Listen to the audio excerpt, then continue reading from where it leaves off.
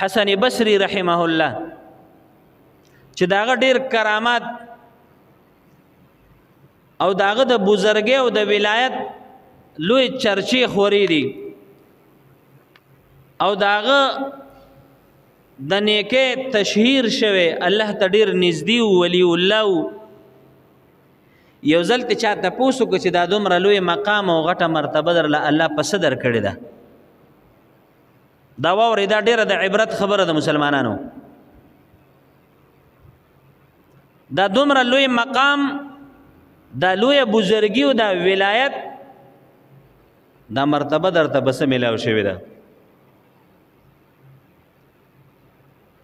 نو هغه په خپل فرمایي چې زما یو دوست او ملګری میو زب کله ناکله دغه ملګری خوالت لما او به کله ناکله زما خواله راته دا دوستان د یو بل خواله زی راځي خو زما دغه دوست زما دا ملګری د یو بادشاه ډیر خاص کسو داغه په نږدې افرادو کې ډیر نږدې ترين سړی او بادشاه ته نو زه چې کله د خواله لاړم زما غ ملګری ما ته وایي حسن ډیر ناشنا وخت کې رااله زکه دا داسې وخت دی چې زه فارغ نه یم چې تاله چکر درکم ستا اکرام وکم او تالک دمکم تا سره غب شپ ولګوم داسې وخت کې رااله چې زمونږ بادشاه اوس یو علاقې ته په دوره روان دی او دا په کال کې دغه یو دوره خامخا کوي او دی کې سره زما تل لازمي دي حسن بصری رحمه الله وی دا ملګری ما ته وی چې حسن اسم راغلی چکر لا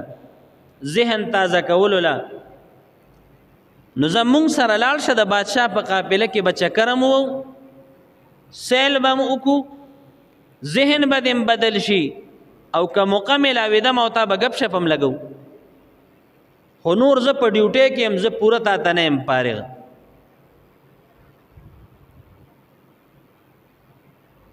وی ما وته چې ډیره خده بز خو سم راغلم زمنګ پښتانه متل کې وی دا ملمه د کوربه غوي وی کوربه جو د سوي بس هغه بکای خو خلکو دا متل غلط کړي دی وی ملمه د کوربه پلاری خو چې وزګاری ملمه د کوربه غوي نه دی او دا د خلکو پښتنو اسی عامه محوري جوړی کړي دي حالن کې روایتو کې راځي من کان یؤمن بالله والیوم الاخر چې په الله ایمانی په آخرت ایمانی نو دی به د خپل ملمه اکرام کوي قدر او عزت به کوي دا لازمه ده اول ورځ باندې ښه اعلی چې څومره د وس کې هغه خوراک به پې کوي دویمه ورځ باندې دریمه د دریمې نه پس بیا عام نارمل خوراک پې کولی شي ځینې ملمه دیره شي سړي کره نو وي زه خو راغلی یم او چکر لراغلم سیل لراغلم ذهن پرش کولو تازه کولو د پاره راغلم ستا خوخه ده بس تاسو سره بلال شم چې بادشاه قافله تیار ده زی چیزو حسن بصری رحمت الله علیه فرمایي چې موږ را روان شو د بادشاه قافله تیار شو وزیران گورنران تیار دي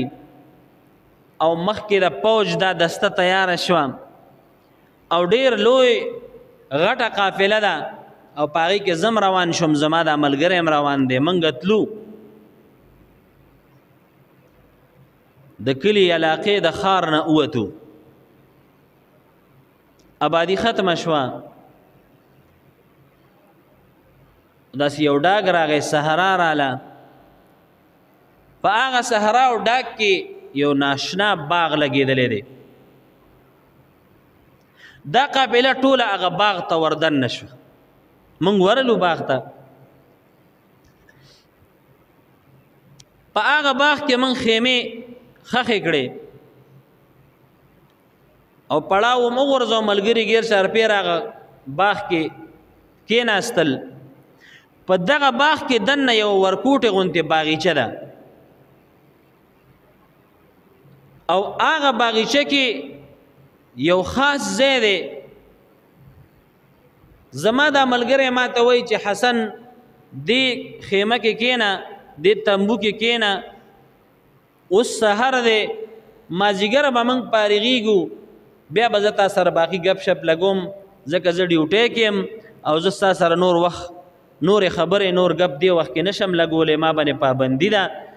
او بیا به انشاءالله مازدیګر وړاندې نور تفصیلي خبرې کوو. ډېره ښه ده ملګری رانه لاړه.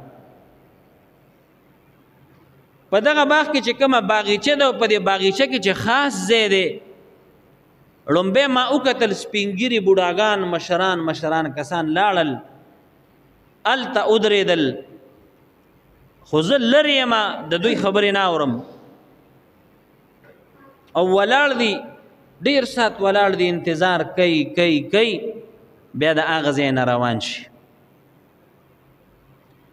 بیا مې نور کسان وکتل 10 کسان رالل ودرېدل هغه ډېر ښکلي و ښایسته و خوبصورته و هغوی هلته انتظار وکړه څه خبرې اترې کولې دغه 10 کسان هم واپس شو. بیا نور د پوج او د پولیسو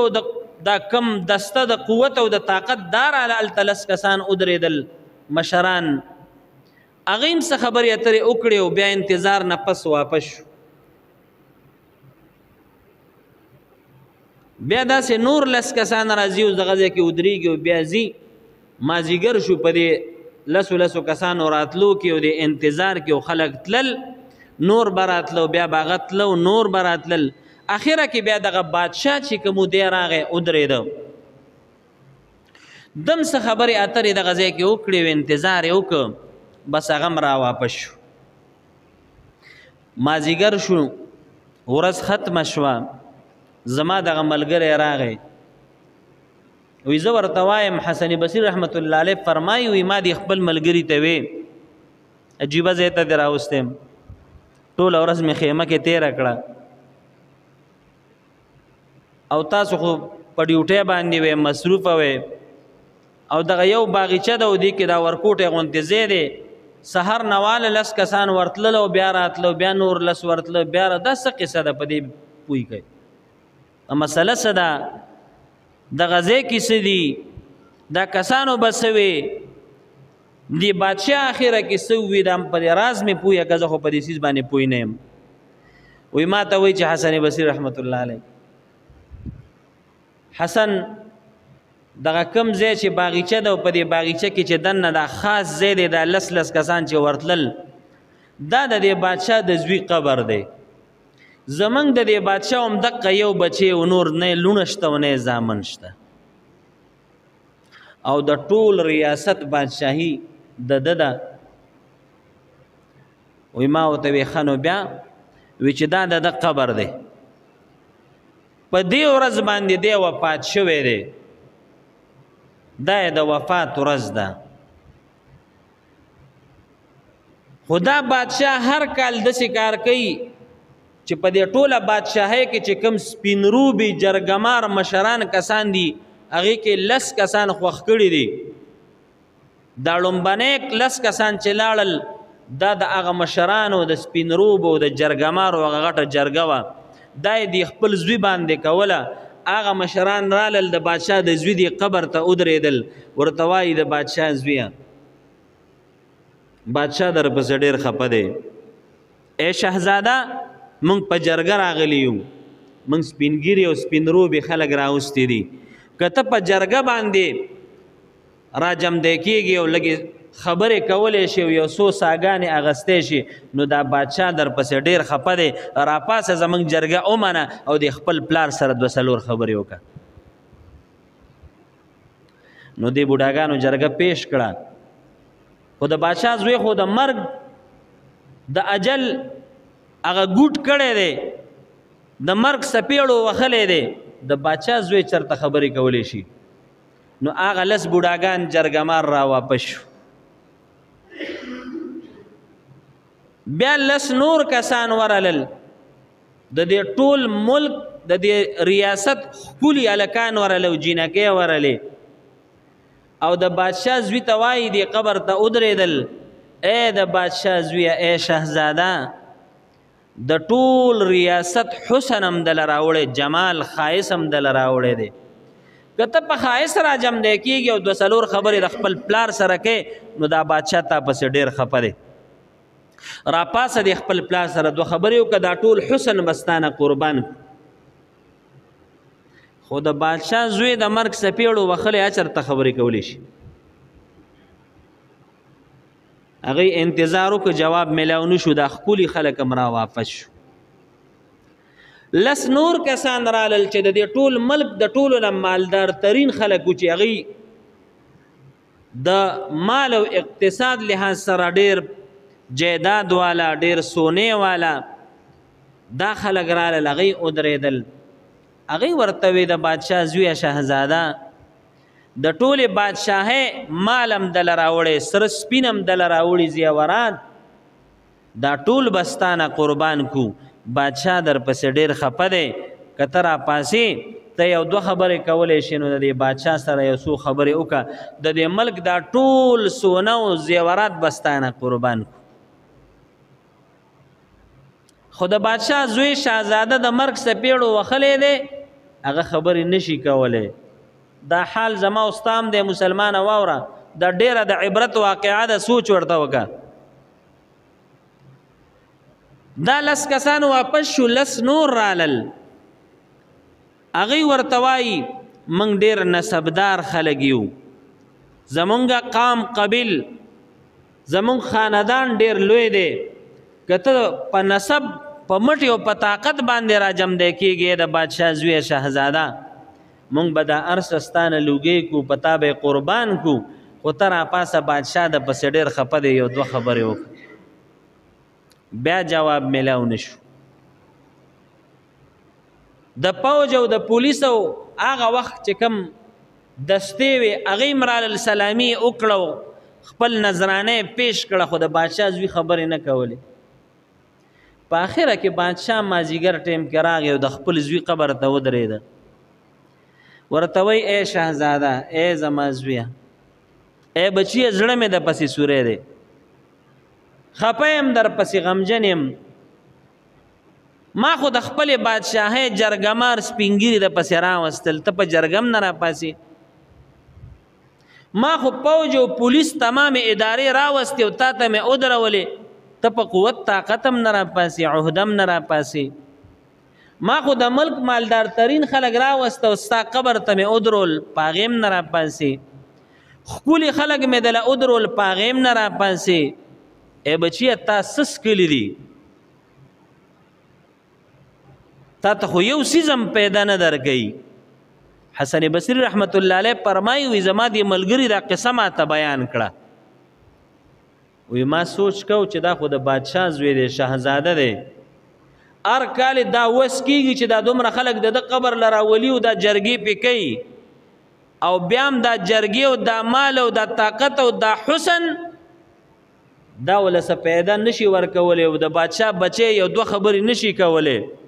وی ما ځان ته وی چې حسنه ته خو دومره لوی سړی نه یې که دومره لوی شي بیا هم د مرګ نه نشي خلاصېدی که دومره مال هم در سره راشي حکومت هم در سره راشي ریاست او طاقت هم در سره راشي حسن جمال در سره راشي بیا هم د مرګ نه نه خلاصېږي نو ښه دا ده چې الله سره روغه وکړو الله ته توبه وباسه وی د هغه وخت نه مې توبه وښکله او ګناه به مې پرېښودله او نیکي به مې کوله وی الله راله دا مقام او دا مرتبه راکړه چې زما نه حسن بصري اوس چې څوک نوم اخلي نو رحمت الله علیه به ورسره وی ولایت بزرګي او کرامتونه ثابت دي زمارونو د دې نه ډېر لوی عبرت او سبق موږ د پاره دی چې د بادشاه زوی سره د دغه دومره لوی مرتبه چې دی شهزاده دی او ټول سلطنت او حکومت ته قربانیږي او هغه د مرګ نه نشي خلاصېدی په مال نشي په حسن نشي په طاقت نشي نو ما او تا خو بالکل نشو خلاصېدی زمارونو خامخا رجوع کول پکار دی الله ته اوس رجوع الی الله ته ښه پیژنې چې الله په کومو کارونو خوشحالیږي بس هغه کوه او په کومو باندې الله خفه کېږي هغې نه توبه وباسه او د هغې نه ځان وساته